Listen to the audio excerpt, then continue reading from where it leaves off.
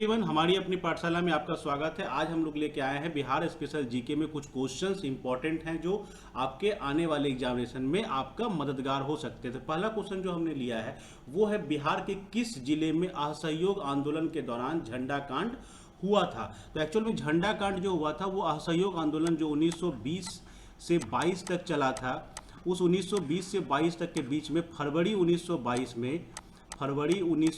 में भागलपुर में झंडा कांड हुआ था। एक्चुअल में हुआ क्या था कि भागलपुर के जो औद्योगिक प्रदर्शनी की जा रही थी ठेकेदारों के द्वारा, उनके द्वारा राष्ट्रीय ध्वज को लेकर प्रदर्शनी में शामिल हुआ गया, जिसको देखकर अंग्रेज काफ़ी नाराज हुए और इस पर वो विरोध जताए थे। इसी को कहा जाता है झंडा कांड, और इसको अहिंसक तरीके से बाद में सुलझा दिया गया। तो आपका जो आंसर हो जाएगा वो हो जाएगा, आंसर हो जाएगा सी। दूसरा जो क्वेश्चन है वो है शेरशाह के बारे में। शेरशाह के भू राजस्व व्यवस्था के विषय में क्या सही है। जैसे पहला दिया हुआ है कि ये व्यवस्था जो लगान व्यवस्था थी वो मुख्यतः रैयतवाड़ी व्यवस्था थी। तो हम लोग पढ़ चुके हैं ऑलरेडी रैयतवाड़ी व्यवस्था क्या होती है, तो ये स्टेटमेंट इनका सही है। साथ में दूसरा बताया गया कि भूमि को 3 श्रेणियों में बांटा गया था। एक था अच्छी श्रेणी, दूसरा था मध्यम श्रेणी और तीसरा था खराब श्रेणी। ये स्टेटमेंट भी इनके द्वारा जो दिया गया है वो सही है। भूमि माप के लिए उनके द्वारा सिकंदरी गज जो 32 इंच का हुआ करता था वो या सन की डंडी का प्रयोग किया गया, ये भी स्टेटमेंट सही है। अब भू राजस्व, शेरशाह के समय भू राजस्व का 1/3 भाग कर के रूप में वसूल किया जाता था, तो ये भी स्टेटमेंट सही है। तो आपका जो आंसर हो जाएगा वो हो जाएगा, आंसर हो जाएगा डी। चारों स्टेटमेंट आपके सही होंगे। ठीक है, नेक्स्ट क्वेश्चन देखते हैं हम लोग। पूछा गया किस बौद्ध संगीति में अनुशासन को लेकर मतभेद के कारण बौद्ध संघ, आस्थावीर और महासंघिक में विभाजन हो गया था। तो ऐसा हम लोग पहले जानते हैं कि बौद्ध की जो टोटल 4 संगीतियाँ हुई थी। फर्स्ट जो संगीति हुई थी वो हुई थी राजगीर में, जो हम लोगों को कभी कभी क्वेश्चन में दिखता भी है, जो अजातशत्रु के समय में हुआ था।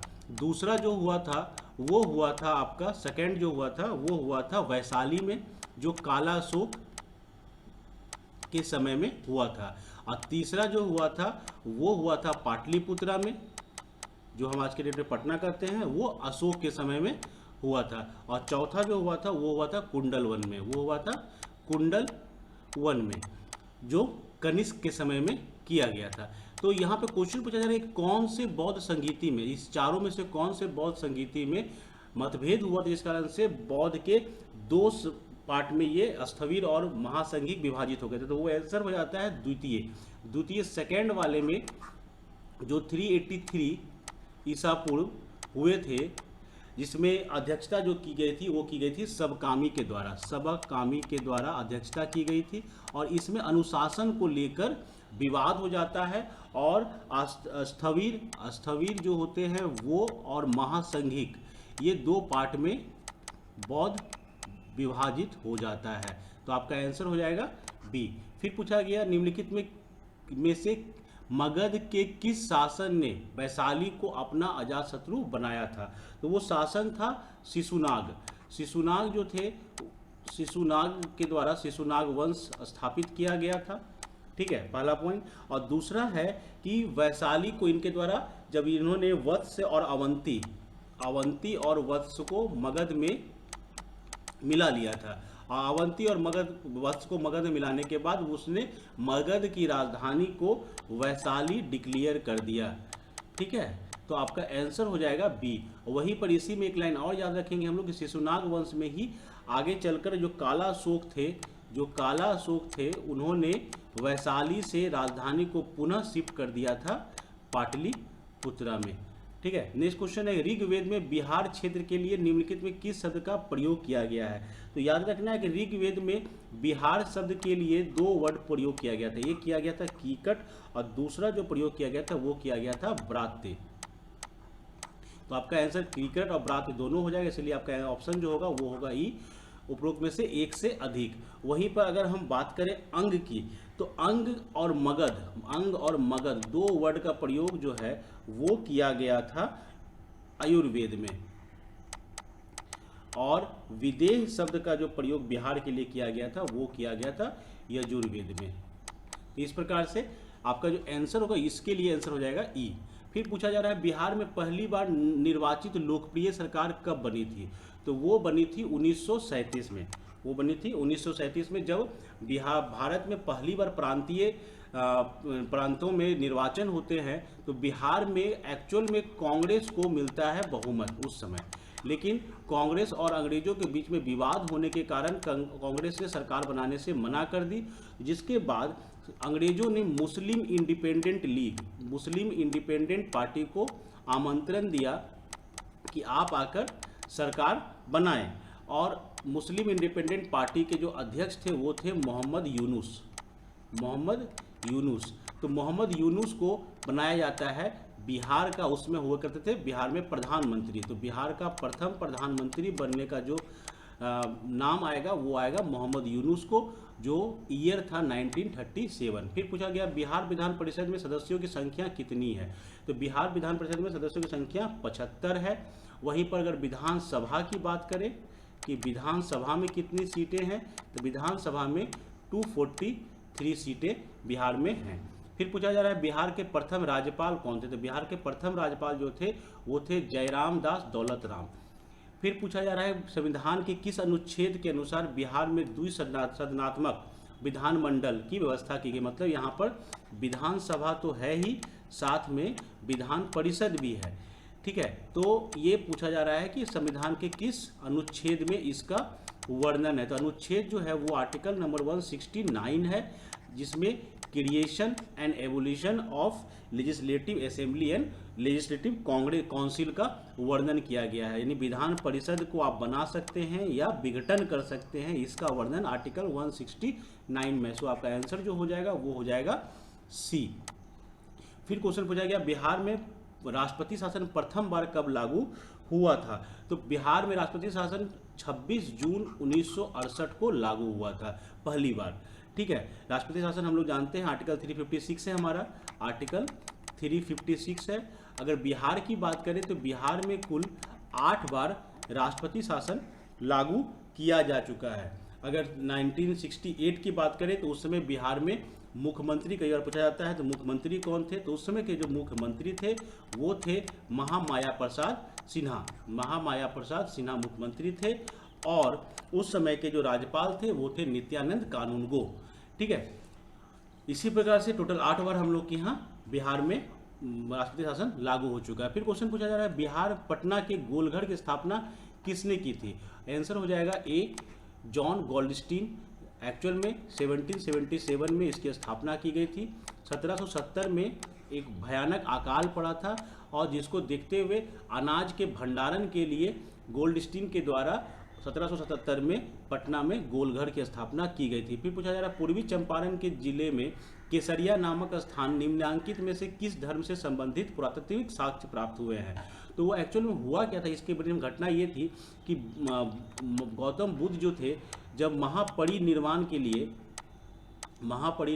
लिए कुशीनगर जा रहे थे, तो कुशीनगर जाने के क्रम में वो एक दिन के लिए केसरिया में ठहरे थे। एक दिन के लिए केसरिया में ठहरे थे। इसी केसरिया में तब बाद में अशोक ने एक स्तूप का निर्माण कराया, जिसे कहा जाता है विश्व का सबसे बड़ा स्तूप, और वही स्तूप यहाँ पर पाया गया। तो आपका जो आंसर हो जाएगा वो हो जाएगा बौद्ध धर्म से संबंधित वहाँ पर मिले थे। फिर पूछा जा रहा है 1912 ईस्वी में बिहार में सर्वप्रथम कांग्रेस का अधिवेशन कहाँ पे हुआ था। तो ये लोग हम लोग सब जानते हैं, वो हुआ था बांकीपुर में, जो पटना है। और उसके बाद दूसरा जो होता है वो होता है गया में 1922 में, और फिर होता है रामगढ़ में, जो अब झारखंड में हो चुका है। नेक्स्ट क्वेश्चन देखते हैं। फिर है 1942 के आंदोलन के दौरान बिहार के किस जिलों को कुख्यात जिला घोषित किया गया था। शाहाबाद, मुंगेर, भोजपुर, सारण। आपका आंसर हो जाएगा सारण, जो हम लोग छपरा को भी सारण के नाम से जानते हैं। फिर 1857 के विद्रोह में बिहार का कौन सा भाग अप्रभावित रहा। दानापुर, पटना, आरा, मुजफ्फरपुर, मुंगेर। तो याद रखना है इसमें है कि आरा, पटना, मुजफ्फरपुर, दानापुर, ये चारों पार्ट बहुत ज़्यादा प्रभावित थे। और अगर अप्रभावित की बात करें तो वो केवल मुंगेर था बिहार में, जो 1857 की क्रांति में अप्रभावित रहा था। आपका जो आंसर हो जाएगा वो हो जाएगा केवल 5, यानी मुंगेर। फिर पूछा जा रहा है कि बिहार में अलग प्रांत के लिए आंदोलन, जिसके परिणाम स्वरूप वर्ष 2011 में बिहार एवं उड़ीसा के नए प्रांतों का निर्माण हुआ था, नेतृत्व किसने किया था, यानी कौन थे उस समय। तो वो थे डॉक्टर सच्चिदानंद सिन्हा थे। इनके द्वारा कई आर्टिकल, कई लेख और कई तरह के आंदोलन किए गए थे, जिसके कारण बिहार और उड़ीसा को 1911 में एक कर अलग कर दिया गया। फिर पूछा गया क्वेश्चन नंबर 17 कि मुजफ्फरपुर बम कांड को अंजाम किसने दिया था? कामता प्रसाद एवं भूपेंद्र दत्त, सचिंद्र सान्याल एवं बरिंद्र कुमार घोष, खुदीराम बोस एवं प्रफुल्ल चाकी, श्यामा प्रसाद मुखर्जी। तो आपका जो आंसर हो जाएगा, हम लोग सभी जानते हैं इसका आंसर खुदीराम बोस और प्रफुल्ल चाकी है, जिसको लेके हम लोग हमेशा इसका मनाते रहते हैं। पटना में फिर पूछा गया, पटना में अनुशीलन समिति की शाखा क्या स्थापित की गई, किसके द्वारा? तो इसका जो आंसर हो जाएगा वो हो जाएगा बी, सचिंद्र नाथ सान्याल में। फिर पूछा जा रहा है क्वेश्चन 19 नंबर क्वेश्चन, बिहार विद्यापीठ के प्रथम कुलपति कौन थे? तो प्रथम कुलपति, अगर बिहार विद्यापीठ की बात करें तो बिहार विद्यापीठ सदाकत आश्रम जो आपका है पटना में, सदाकत आश्रम का स्थापना हुआ सबसे पहले, और सदाकत आश्रम में ही विद्यापीठ की स्थापना की गई थी। ठीक है, तो ये जो थी ये 1921 में जब आपका असहयोग आंदोलन चल रहा था, तो असहयोग आंदोलन के दौरान 6 फरवरी 1921 को महात्मा गांधी के द्वारा सजेशन पर ये बनाया गया था विद्यापीठ, जिसका उद्देश्य था कि जो हमारे कल्चर है, जो हमारी परंपरा है, उसको जिंदा रखा जाए, उसके लिए वहाँ पर ट्रेनिंग दी जाए। तो उसके जो प्रथम कुलपति बनने का सौभाग्य प्राप्त हुआ वो हुआ था मजहरूल हक को, मजहरूल हक को, जो आपका आंसर हो जाएगा सी। फिर पूछा जा रहा है बिहार कौमी सेवक दल की स्थापना कब हुई थी? तो इसकी जो स्थापना हुई थी 27 नवंबर 1921 को। नेक्स्ट क्वेश्चन देखते हैं, गया के कांग्रेस अधिवेशन में सबसे प्रमुख प्रश्न क्या था? गया कांग्रेस अधिवेशन जो 1922 में हुआ था, जो गया में हुआ था, तो उसमें मुख्य मुद्दा यही था कि चूंकि असहयोग आंदोलन समाप्त हो चुका था, गांधी जी ने असहयोग आंदोलन को खत्म कर दिया था, और उसके बाद कांग्रेस में एक बड़ा जो गुट था, उस गुट का मानना था कि हम लोग विधान परिषद जो प्रांतीय चुनाव होने वाले हैं उसमें भाग लें, यानी विधान परिषद में प्रवेश के लिए चुनाव में भाग लेने को लेके मुख्य मुद्दा था, जिसको लेके कांग्रेस विरोध कर रही थी, और इसको लेके मोतीलाल नेहरू और CR दास के द्वारा कहा गया कि हम लोग उसमें घुसना चाहते हैं। तो आपका जो ऑप्शन हो जाएगा वो हो जाएगा डी, विधान परिषद की में प्रवेश, जिसका रिजल्ट होता है भारत में स्वराज पार्टी का गठन होता है। 1923, नेक्स्ट क्वेश्चन उसी से रिलेटेड है। 1923 में विधानमंडल के आम चुनाव में स्वराज पार्टी ने बिहार में विधानसभा में कुल कितनी सीटें पर विजय प्राप्त की थी? तो आंसर हो जाएगा आपका 8 सीटें पर। फिर पूछा गया सदाकत आश्रम की स्थापना किसके द्वारा की गई थी? तो सेम है कि उसके प्रथम जो कुलपति थे विद्यापीठ के मजरूल हल, उन्हीं के द्वारा सदाकत आश्रम की स्थापना भी की गई थी। फिर क्वेश्चन पूछा गया है कि आपके 13 अगस्त 1942 को कहाँ झंडा फहराने के क्रम में 13 वर्षीय बालक ध्रुव कुमार की मृत्यु पुलिस की गोली से हो जाती है? तो वो था कटिहार में ये घटना हुई थी, और आंसर हो जाएगा आपका बी।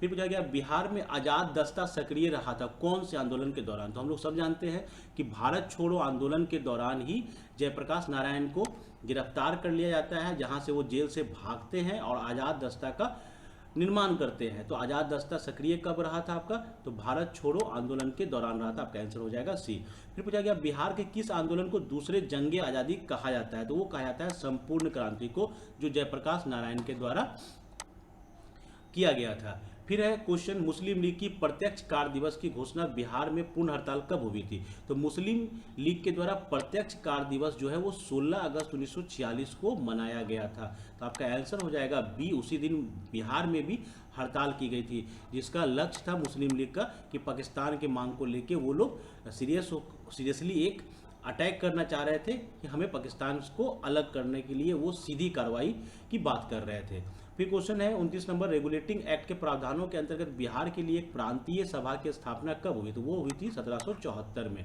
और जो 30 नंबर क्वेश्चन है वो है मूल रूप से बिहार शब्द का अर्थ क्या है? बौद्ध मठ, देवदूत की भूमि, आर्य प्रदेश, हरियाली का प्रदेश। तो आपका आंसर जो हो जाएगा वो हो जाएगा बौद्ध मठ, क्योंकि बौद्धों की भूमि के नाम से बिहार को जाना जाता है। तो होप आपको क्वेश्चन अच्छे लगे होंगे।